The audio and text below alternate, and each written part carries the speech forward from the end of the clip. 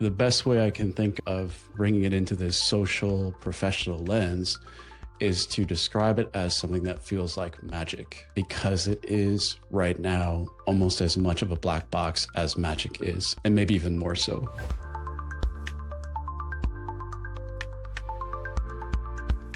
Welcome to Get Discovered, a podcast about AI, SEO, and online discoverability. In the first season of the podcast, we're focused on simplifying AI. We're taking a step back and trying to discover how people are using it, what AI really is, and hopefully make it easier to understand for you and your business. I'm your host, Joe Walsh, and today we're recording our final recap episode with our producer, Carli Van Stolk. Carli has been working behind the scenes of the podcast throughout this first season, but today she's jumping in front of the mic. We'll talk about our shared definition of AI, key takeaways from this first season of our podcast, and tease what's coming for season 2. Welcome to the show as both a guest and a host, Carli. Thank you. Feels good to be here. Awesome. You've always been here in spirit and behind the scenes, Behind the scenes, grabbing yeah. clips, keeping things on track, preparing for the episodes. So you've always been here, but now you're here. How does it feel? Feels good. I am Okay. like very aware of like what I'm saying too. But no, Yeah. it feels good. I feel like I've just been like lingering in the background for a while. So excited Yeah. to be in front of the camera. Nice. Yeah. We were Yeah. talking about this the last time we chatted, but you haven't been, but I've been listening painfully to every single episode and listening to my own voice and trying to understand how we can make better scripts and better episodes, make production easier and everything else. So it's a real learning experience that we've been on together with this first season.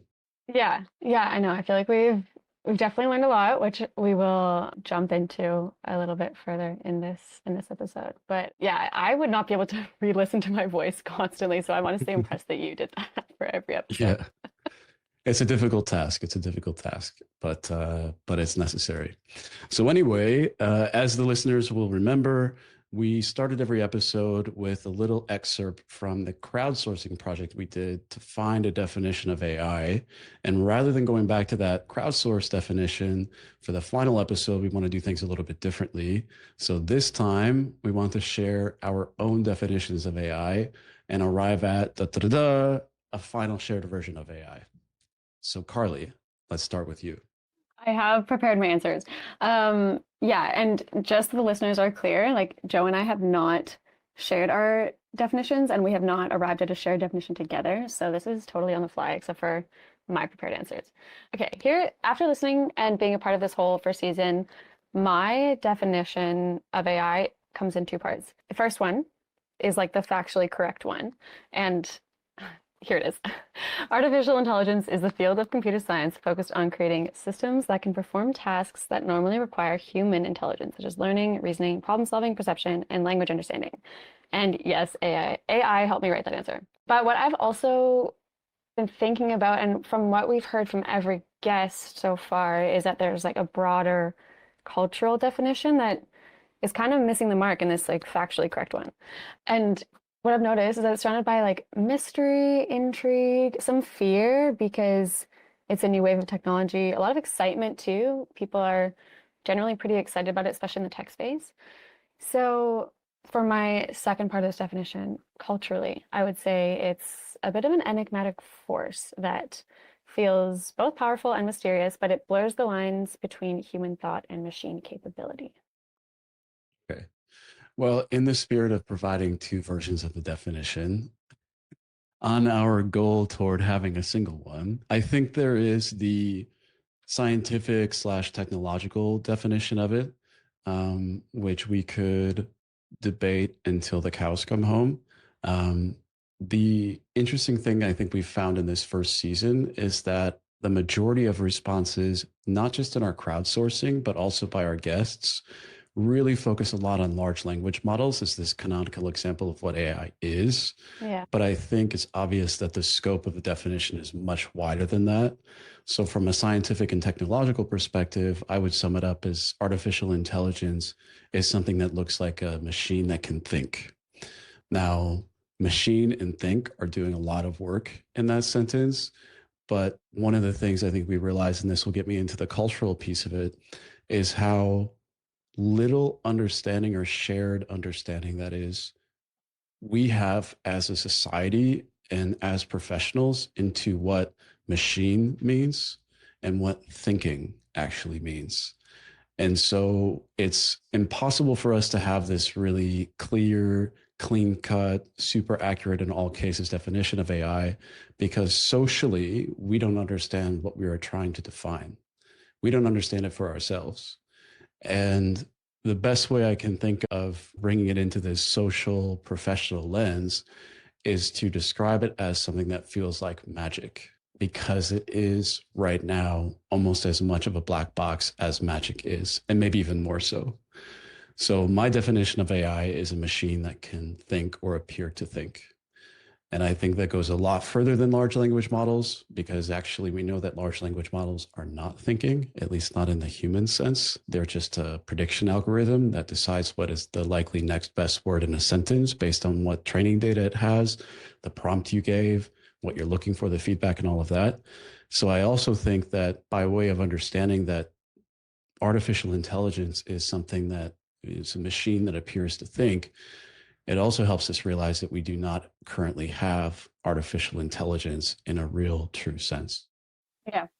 Yeah, I think that touches on a lot of what some of the guests said too, like Patrick, for example, like his point about how in a few years LLMs will be totally basic. And what I noticed when guests were sharing their definition of AI, it often depended on like their background. So a lot of engineers and more like technical folks, they were sharing like the literal definition of it, like what I provided earlier. And then maybe people who are less technical and more, in marketing or business, sharing this more cultural and what you're talking on too, mostly about LLMs. Like a lot of people actually just did focus on LLMs entirely. But yeah, that's a very clear takeaway that AI is much bigger than just LLMs, and it's a much bigger field than like this is just a tiny, tiny part of it that we've just recently been exposed to. But like when listeners hear Belma's episode, it's just been this field has been around for so long, and this is just like the tip of the iceberg that we are seeing, and it'll be crazy to see what comes in the next few years, the next 5-10 years, where she shared our jobs will all be very different in 5 years from now. Not to fearmonger, but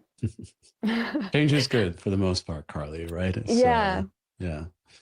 But no, I like your definition, and it's very concise. Machines that can think. Yeah, or that appear to think, I guess I would add Appear that. to think. Yeah, machines Little that appear to think. asterisk. Yeah. That appear to think. Yeah.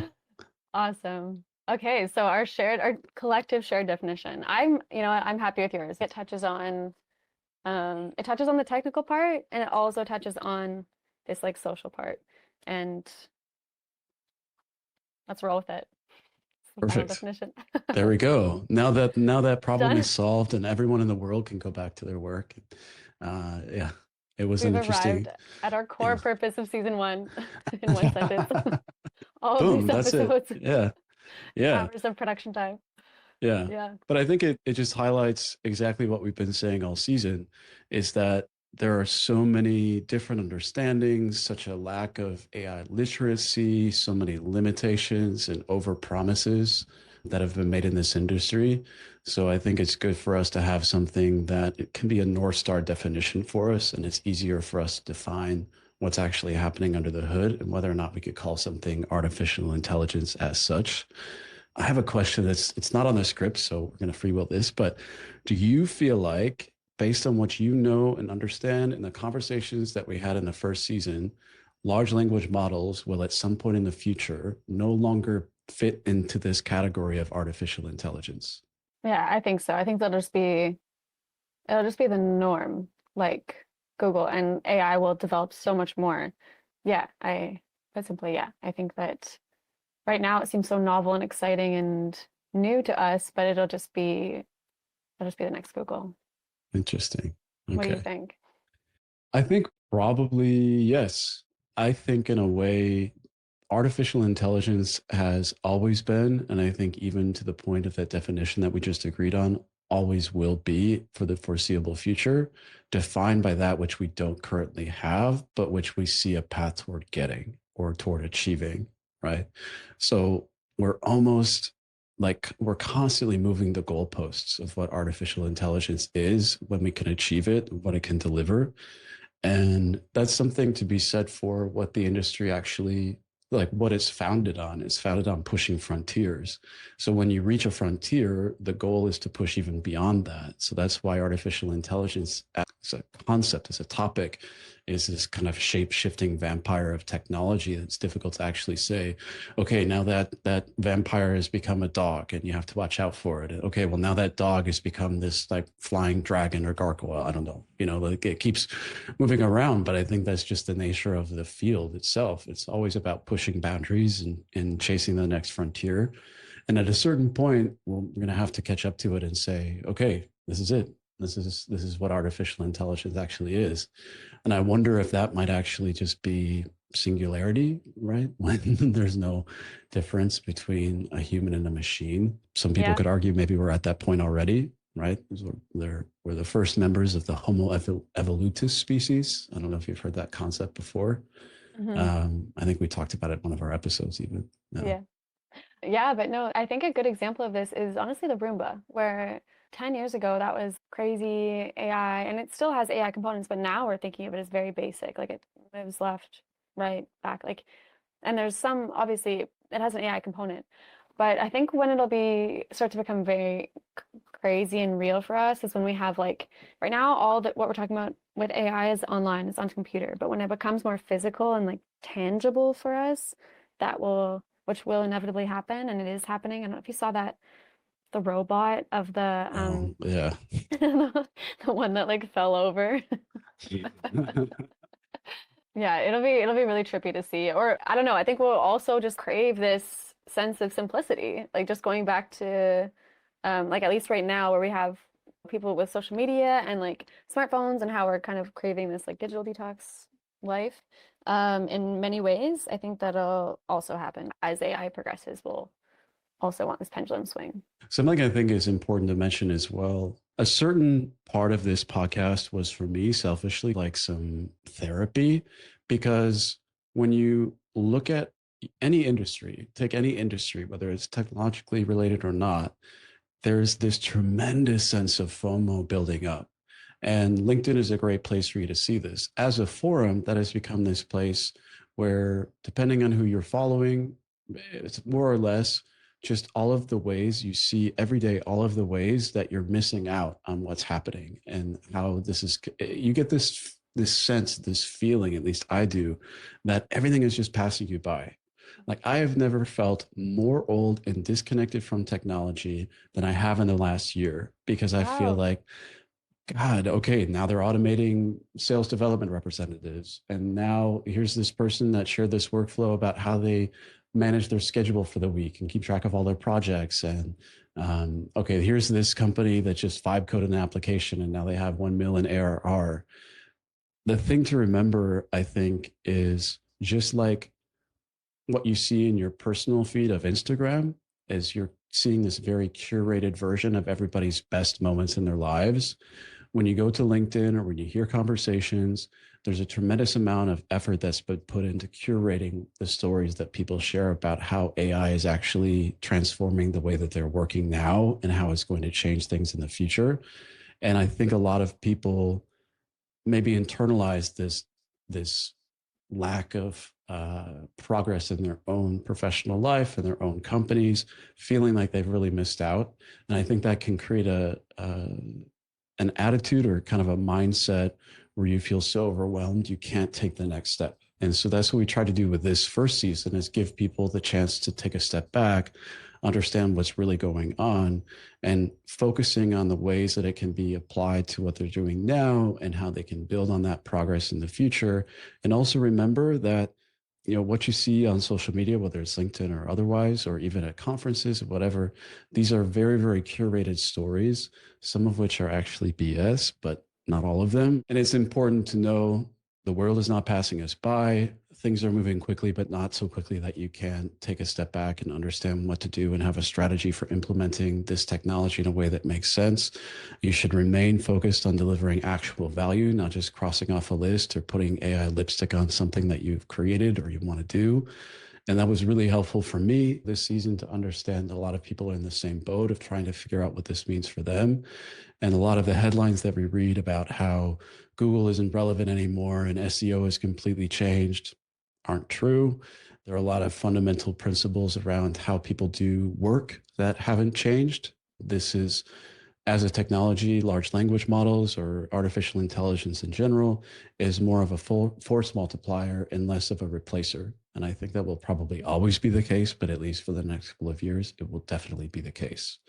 And Yeah. anyone that tells me they're really worried about AI taking their job today, I tell them like predictive text is from a certain perspective AI. So go ahead, drop into your iPhone or your Google Pixel and try to type a message from inside your pocket without looking at the screen and let autocorrect figure out what you're trying to say. And you'll see really quickly that computers, machines, or these algorithms are not in a place to completely replace human judgment, human thought, human creativity, and understanding of subject matters and reasoning. For sure. And well, kind of like what Fabio was saying in his episode, is that it's just going to be a reorganization of labor in a lot of ways. So our jobs, like Velma said, our jobs will look different in 5 years, but we'll still have jobs. It'll be different. There'll be new jobs that are created. Some might become arbitrary, but it's like any leap in tech. Like when social media came on the scene, how many new jobs came because of social media? And it's another new forum now for businesses to use as a marketing channel. And this is just another channel to reach people, at least in the realm of LLMs. But yeah, and AI as a whole, I mean, I think it's totally fair that people are scared, apprehensive, excited, like this mix of all of these emotions because this is such a seemingly big leap in tech from previous leaps as well. It is. Yeah, it really Yeah, is.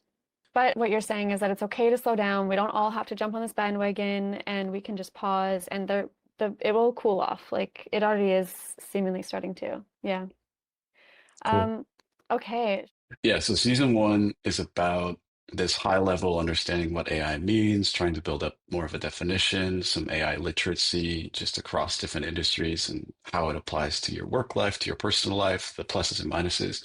The second season, I think, could be more about what AI is doing to shape how we find information online, how we interact with each other, how we pose questions, find answers. And I think that makes a good bridge to the third season, where we can talk more specifically about AI's impact to search, discoverability, and the technical SEO aspects of that, what SEO even means. If we keep it relatively not as broad as season one, but broader than what we want to do, then is broader a word? More broad? Broader? I don't know. Right? It's a It's a word. question. It is? Okay, we're I gonna think make so. it I one. mean, I don't Yeah, know. yeah. Let's make it one. Um, We'll a make it up. neo-pre-renderism. Yeah. It's a word. Um, it's a word? Yeah. Nice.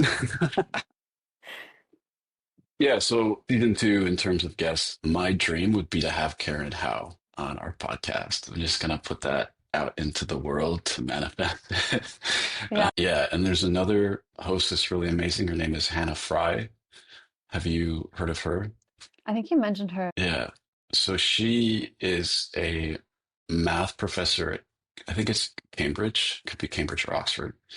And she also hosts a podcast focused on AI called Deep Mind. And that is a collaboration between her project and Google DeepMind. And Google DeepMind came by way of acquisition. I think it's been close to 10 years ago. And if I'm not mistaken, the scientists and researchers that came with that acquisition were the ones that wrote the paper about pre-trained transformers at Google.